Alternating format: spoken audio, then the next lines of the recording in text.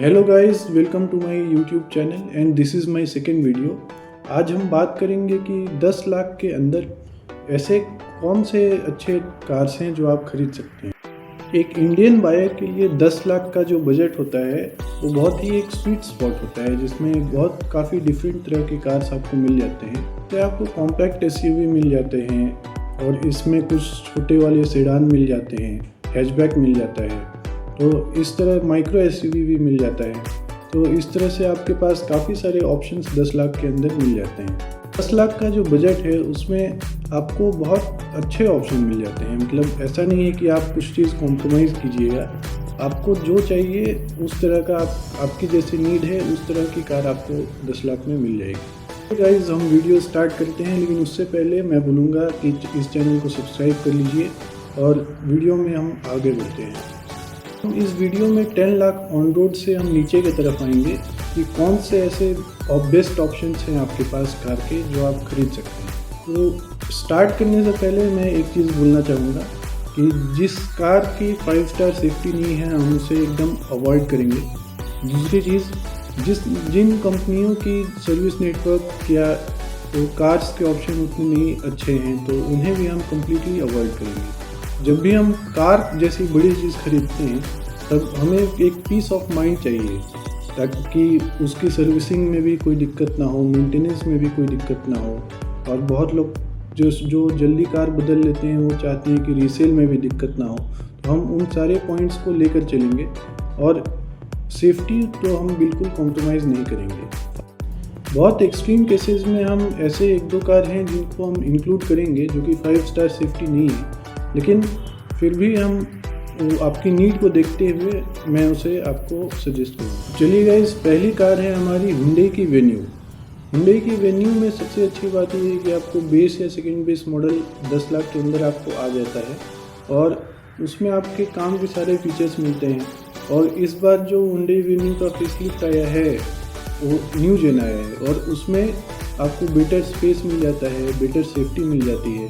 तो हम इसे ज़रूर कंसिडर करेंगे कि आपको अगर कार खरीदनी है तो आप चाहेंगे कि हुंडई जैसी बड़ी कंपनी का आपको सर्विस नेटवर्क का फ़ायदा मिले। कहना चाहूँगा कि अगर आप सोनेट कंसिडर कर रहे थे तो उसकी जगह पे आप वेन्यू को कंसिडर कीजिए, क्योंकि वेन्यू की सेफ्टी आपकी वो बेटर है। नेक्स्ट कार है मारुति सुजुकी की फ्रॉन्क्स। इस सुजुकी की सबसे अच्छी बात यह है कि इनका सर्विस नेटवर्क काफ़ी अच्छी तरीके से फैला हुआ है हर जगह। इसकी सर्विस आपको कहीं भी मिल जाएगी। इसके पार्ट्स आपको अफोर्डेबल रहते हैं, पॉकेट पे आपके भारी नहीं पड़ते। और मारुति सुजुकी की कार्स आपको काफ़ी साल तक आपका सपोर्ट करती हैं, आपके साथ रहती हैं, वो कभी भी आपको दिक्कत नहीं देती। फ्रॉन्क्स की जो बिल्ड क्वालिटी है वो आपको, फ्रॉन्क्स और ब्रीजा मारुति की 2 कार है जिनकी बिल्ड क्वालिटी बहुत अच्छी है इस रेंज में। फ्रॉन्क्स की ही कार जो ये टोयोटा बेचते हैं जिसका नाम टाइजर है, तो आप उसको अवॉइड कीजिए, क्योंकि आपको टोयोटा की सर्विस सेंटर और ये सब उतनी अच्छी नहीं मिलेगी जितनी मारुति की मिलेगी। और जबकि सेम कार है और फ्रॉन्क्स उससे थोड़ी सस्ती भी मिलेगी, तो आप टाइजर को अवॉइड कीजिए और आप फ्रॉन्क्स की तरफ जाइए। फ्रॉन्क्स में आपको माइलेज भी अच्छा मिलेगा और इंजन रिफाइनमेंट काफ़ी अच्छी। नेक्स्ट कार है 3XO। महिंद्रा की 3XO एक काफ़ी अच्छा वैल्यू प्रोस्पेक्ट आपको प्रोवाइड करती है। आपको सेफ्टी अच्छी मिल जाती है, केबिन स्पेस बहुत अच्छा मिल जाता है और इसमें इंजन की पावर भी बहुत अच्छी मिल जाती है जो आपके लिए काफ़ी सफिशिएंट रहेगी। इसका एक ही माइनस पॉइंट है, वो है माइलेज। आप अपना बजट थोड़ा स्ट्रेच कर सकते हैं तो आप 3XO का डीजल ले सकते हैं, वो काफ़ी अच्छा आपको माइलेज भी प्रोवाइड करेगा और पावर भी। 10 लाख के अंदर जो 3XO के वेरिएंट्स आते हैं उसमें आपको ज़रूरी सारे फीचर्स आपको मिल गाइस। अब चलते हैं हमारे नेक्स्ट कार की तरफ जिसका नाम है टाटा नेक्सॉन। टाटा नेक्सॉन भी एक काफ़ी अच्छा प्रोडक्ट है और वो one of the top selling cars India में हमेशा रहती है। 10 लाख के अंदर आपको उसमें काफ़ी सारे फीचर्स मिल जाते हैं और आपको जो सेफ्टी मिलती है टाटा की वो भी काफ़ी अच्छी रहती है। लेकिन नेक्सॉन को मैंने पर्सनली देखा है कि वो टॉल पैसेंजर्स के लिए उतनी कंफर्टेबल नहीं है, तो आप अपने हिसाब से उसको एक बार चेकआउट कर लीजिए।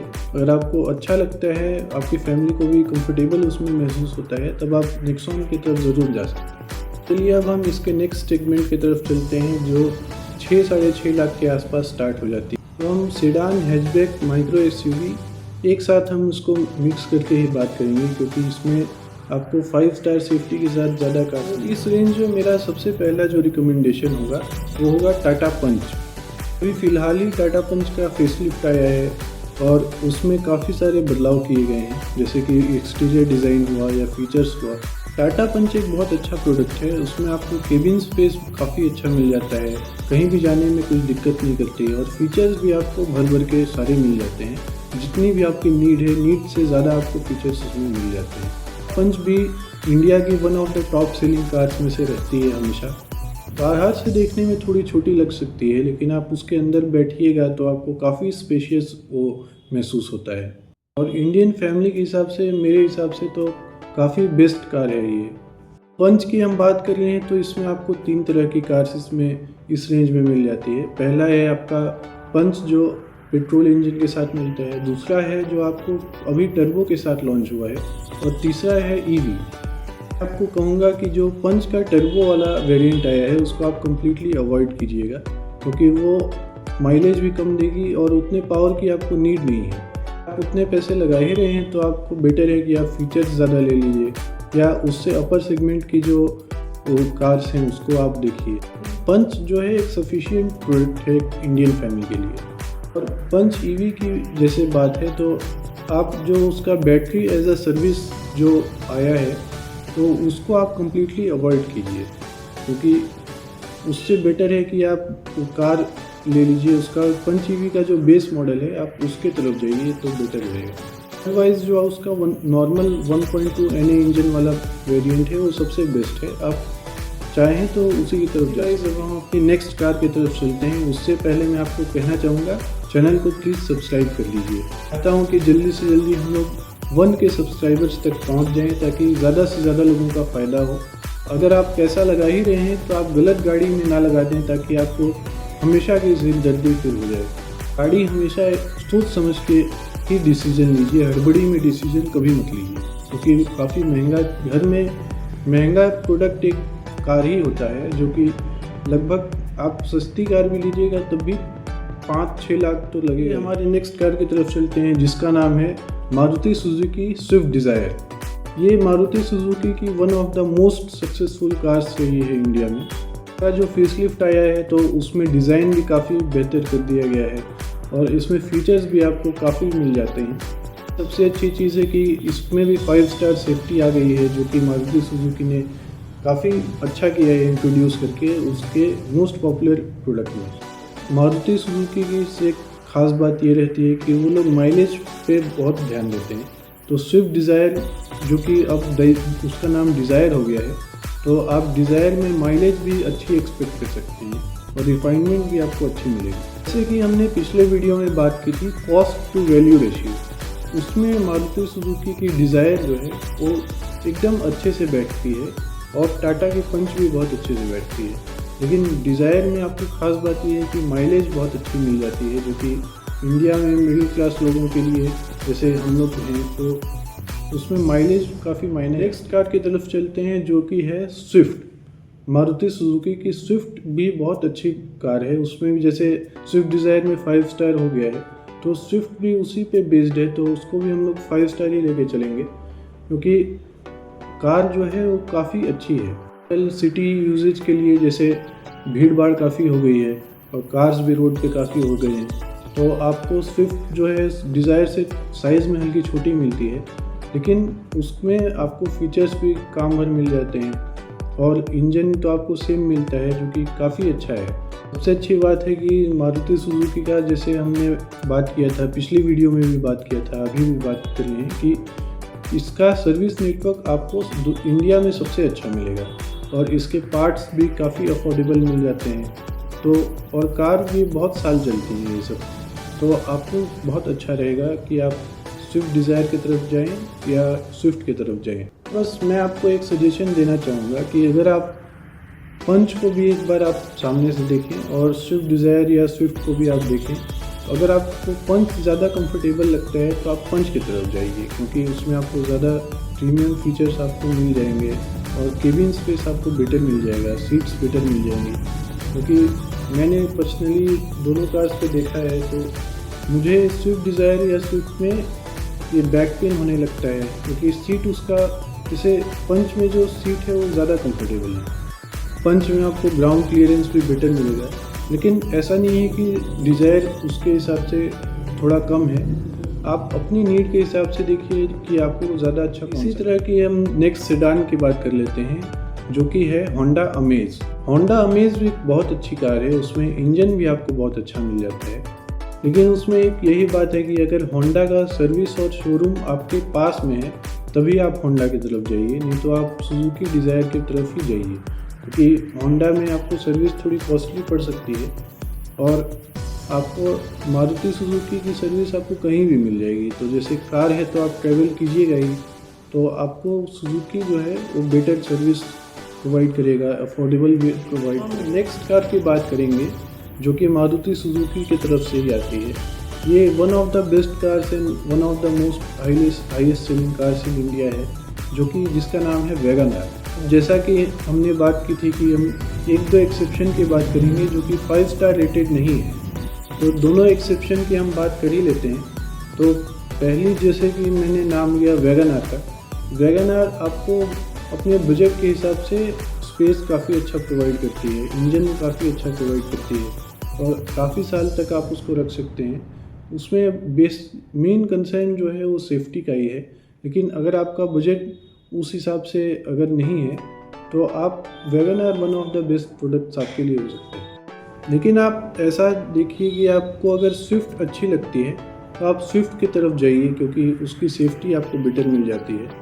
मेरा यही सजेशन होगा कि अगर आपको केबिन स्पेस काफ़ी अच्छी चाहिए तभी आप वैगन आर की तरफ जाइए, नहीं तो आप स्विफ्ट के। हमारी नेक्स्ट एक्सेप्शन कार है वो है मारुति सुजुकी की तरफ से ही अर्टिगा। अर्टिगा जो है एक 7 सीटर कार है। 10 लाख के अंदर जो आपको सबसे अच्छी 7 सीटर कार मिलेगी वो अर्टिगा ही मिलेगी। ट्राइड एंड टेस्टेड प्रोडक्ट है, आपको ओला में उबर में हमेशा दिख जाती है और बहुत लाख किलोमीटर्स चलने के बाद भी इनका परफॉर्मेंस काफ़ी अच्छा रहता है। जैसा कि ये मारुति सुजुकी की प्रोडक्ट है तो इसको मेंटेन करना भी काफ़ी कॉस्ट फ्रेंडली रहता है। तो अगर आपको 7 सीटर की नीड है तभी आप अर्टिगा की तरफ जाइए, वरना जो मैंने 5 स्टार सेफ्टी रेटिंग वाली जो कार बताई हैं आप उन्हीं को कंसिडर कीजिए। सिर्फ इसलिए अर्टिगा मत लीजिए क्योंकि वो बड़ी गाड़ी है। अगर आपके घर में ज़्यादा मेंबर हैं और सबको ट्रैवल करना रहता है साथ में, या कभी ट्रैवल करने जाते हैं तो आप सब साथ में चाहते हैं कि सब लोग जाएं, तो तभी आप अर्टिगा को कंसिडर कीजिए, वरना 5 स्टार सेफ्टी रेटिंग वाली कार ही। सेक्शन जो हमारा है वो है ईवीज़ का। चलिए मेरा जो सजेशन रहेगा कि ईवी आप एज अ सेकेंडरी कार ही लीजिए, आप एज अ प्राइमरी कार मत लीजिए, कि इंडिया में इंफ्रास्ट्रक्चर उतना अच्छा नहीं है, तो आपको लोकल यूजेज जैसे ज़्यादा से ज़्यादा 50-60 किलोमीटर, उससे अधिक के लिए आप ईवी को मत लीजिए। में जो battery as a service program जो अभी निकला है उसको आप कम्प्लीटली अवॉइड कीजिए, लॉन्ग टर्म में वो आपको ज़्यादा महंगा ही पड़ेगा।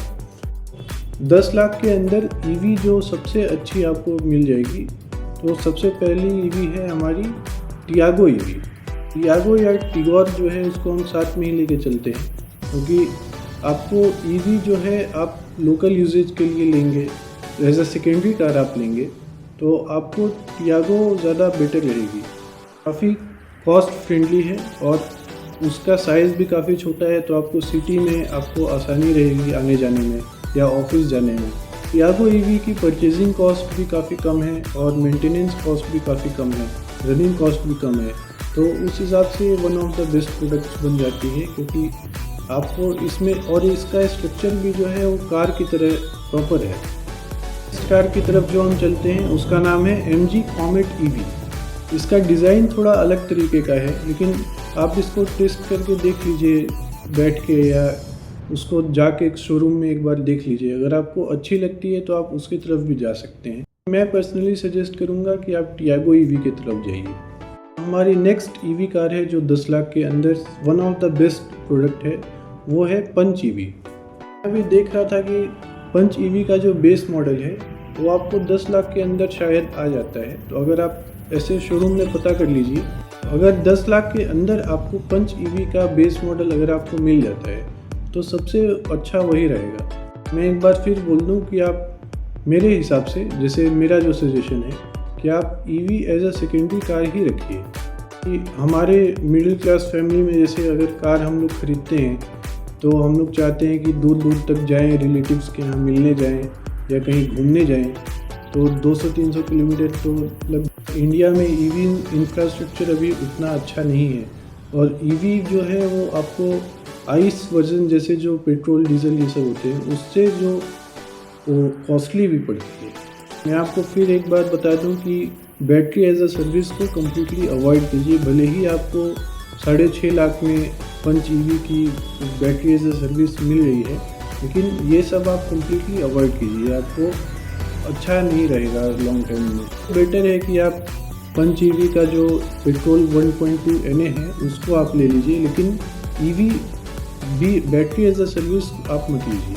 अगर आप ईवी ले रहे हैं तो घर में सोलर ज़रूर इंस्टॉल कर लीजिए, तो आपको ज़्यादा वो कॉस्ट। नेक्स्ट जो हम सबसे इम्पॉर्टेंट बात जो करने जा रहे हैं, और यहाँ आप बिल्कुल स्किप मत कीजिएगा, क्योंकि ये जो बात है ये आपको और कोई नहीं बताएगा, और कोई बताएगा भी तो आपको उतने खुल के नहीं बताएगा जितना मैं आपको खुल के बता रहा हूँ।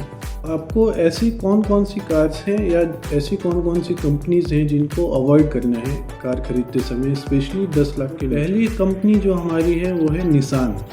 निसान का आपको सर्विस नेटवर्क उतना अच्छा नहीं मिलेगा, और इंडिया भर में उसके शोरूम्स भी काफ़ी कम हैं। और लॉन्ग टर्म के हिसाब से मैं आपको सजेस्ट करूँगा कि निसान की कार्स अभी आप की कंपनी है सिट्रोइन। सिट्रोइन तो नई कंपनी ही है और इंडिया में उसका अभी नेटवर्क अभी फैला नहीं है, और उसके बारे में ज़्यादा लोगों को पता भी नहीं है, तो मैं सजेस्ट करूँगा कि उसको भी अवॉइड कीजिए, स्पेशली 10 लाख के नीचे अगर आपका बजट है। अब मैं कुछ कार्स हैं जो आपको बताने जा रहा हूँ जिनको आपको कम्प्लीटली अवॉइड करें। पहली कार है हुंडई की एक्स्टर। एक्स्टर में सेफ्टी रेटिंग उतनी अच्छी नहीं है, तो आप उसको अवॉइड कीजिए, और पंच से वो बेटर नहीं है, क्योंकि आप डिज़ाइन में देखें या स्पेस में। कार जो मैं आपको बताने जा रहा हूँ जो आपको कम्प्लीटली अवॉइड करनी है वो है किया की सोनेट। वेन्यू का नेक्स्ट जेन आया है, जब तक किया का नेक्स्ट जेन नहीं आ जाता है जिसमें बेटर सेफ्टी आपको मिलेगी, तब तक आप किया सोनेट को अवॉइड कीजिए। मैक्सिमम लोग इंडिया में 10 लाख के अंदर ही कार खरीदते हैं, जैसे हम लोग खरीदते हैं, तो 10 लाख के अंदर सेफ्टी काफ़ी इम्पोर्टेंट चीज़ है। सेफ्टी को आप इग्नोर करके बिल्कुल मत चलिए, क्योंकि बहुत सारी कार्स आपको फैंसी दिखेंगी या फीचर्स बहुत सारे प्रोवाइड करेंगी, लेकिन जो सबसे इम्पॉर्टेंट चीज़ है वो है सेफ्टी। सेफ्टी अगर कंपनी प्रोवाइड नहीं कर रही है तो उस कंपनी को आप अवॉइड, मतलब कंपनी में ही उस कार को आप अवॉइड कीजिए जिसमें सेफ्टी आपको नहीं मिल रही। तो मैंने एक्सेप्शन में कार बताया वैगन आर, या आपको अर्टिगा का बताया। वैगन आर अगर आपका बजट बहुत कम है तभी लीजिए, और अर्टिगा अगर आपकी फैमिली में ज़्यादा लोग हैं और आपका बजट 10 लाख के अंदर है आप तभी लीजिए। उसके अलावा अगर आप उसको जितना अवॉइड कर सकते हैं उतना अवॉइड। मोस्ट इम्पॉर्टेंट कंपनी है वो है स्कोडा। स्कोडा को आपको कम्प्लीटली अवॉइड करना है 10 लाख के अंदर। 10 लाख से ऊपर भी अगर आपका जो इनकम है वो उतना नहीं है जितना, जैसे स्कोडा VW जो जर्मन कार्स हैं उनको मेंटेनेंस में शायद बहुत कॉस्टली पड़ता है। स्कोडा की काइलैक आपको आ जाती है 10 लाख के अंदर, तो आप उसको कम्प्लीटली अवॉइड कीजिए, क्योंकि जैसे आपको महिंद्रा है या टाटा नेक्सॉन ये सब है, तो वो आपको पॉकेट फ्रेंडली भी रहेगा और आपको मेंटेन करने में भी ज़्यादा इजी पड़ेगा। तो आपको ऐसी चीज़ बिल्कुल नहीं खरीदनी है जिससे आपको बाद में सरदर्दी हो। नेक्स्ट कार मैं आपको बता रहा हूँ वो है 3XO का रेव-एक्स। रेव-एक्स में आपको डिफरेंट क्या रहता है कि उसमें TGDI इंजन वो देते हैं, तो TGDI इंजन आपको कम्प्लीटली अवॉइड करना है। मिडिल क्लास फैमिली के लिए माइलेज भी काफ़ी मायने रखती है, तो आपको ऐसे कार को नहीं लेना है जिसमें माइलेज कम हो और पावर ज़्यादा है, तो उससे क्या करना है, आपको फैमिली के साथ घूमना है तो आपको माइलेज ज़्यादा। नेक्स्ट कार जो मैं आपको बता रहा हूँ जो आपको अवॉइड करनी है वो है मारुति सुजुकी की ब्रेज़ा। ऐसा नहीं है कि ब्रेज़ा ख़राब कार है या उसमें कुछ प्रॉब्लम है। ब्रेज़ा का फेसलिफ्ट बहुत जल्दी आने वाला है, तो फेसलिफ्ट में है कि उसका आपको डिज़ाइन बेटर मिल जाएगा और बेस मॉडल से आपको फीचर्स ज़्यादा मिल जाएंगे, ऐसा एक्सपेक्टेड है। मेरा सजेशन यही रहेगा कि आप ब्रेज़ा अभी मत लीजिए, उसका फेसलिफ्ट आ जाएगा तभी। अब नेक्स्ट कार जो मैं आपको बताने जा रहा हूँ जिसको आपको अवॉइड करनी है वो है किया की सीरोस। सीरोस या साइरोस जो भी कह लीजिए, तो मैं अवॉइड करने के लिए क्यों कह रहा हूँ। सबसे पहला है इसका डिज़ाइन। अगर डिज़ाइन आपको अच्छा लगता भी है, लेकिन साइड में जो उसका हेडलैम्प है वो एकदम कॉर्नर पे है, तो उसके डैमेज होने के चांसेस बहुत ज़्यादा हैं। दूसरी चीज़, वो पेट्रोल में TGDI इंजन देते हैं। अगर आपको TGDI ही लेना है तो आप 3XO की तरफ जाइए, वो ज़्यादा बेटर रहेगा। और तीसरी चीज़ जो है, ये सीरोस काफ़ी सेफ़ कार है, लेकिन और स्पेशियस भी है, लेकिन आपको वो बहुत ज़्यादा बिक नहीं रही है। तो मैं सजेस्ट करूँगा कि आप सीरोस की तरफ मत जाइए। मेरा सजेशन ये है कि आप सीरोस की जगह जो न्यू जेन वेन्यू है आप उसके तरफ। ये गाइस, यहाँ तक सुनने के लिए बहुत बहुत धन्यवाद जिन्होंने यहाँ तक सुना। तो अब चलिए मिलते हैं नेक्स्ट वीडियो में, और सब्सक्राइब ज़रूर कर लीजिए। मैं चाहता हूँ कि जल्दी से जल्दी हम लोग 1K फैमिली यूट्यूब चैनल का बनाएं और ज़्यादा से ज़्यादा लोगों को फ़ायदा। टेक केयर, और फिर मिलते हैं नेक्स्ट वीडियो में।